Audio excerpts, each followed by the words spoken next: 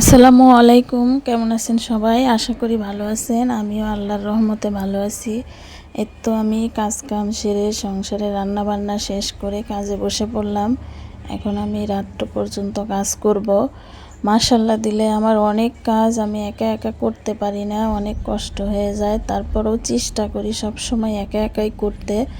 যখন পারি না তখন আমি অন্যজনকে কাজগুলো দিয়ে দেই, অনেকগুলো কাজ দেই যে তোমরা করে দাও।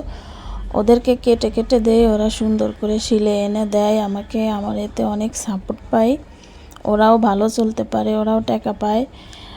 তো এই তো আমার মাশাআল্লাহ দিলে আমি এখন অনেক ভালো আছি।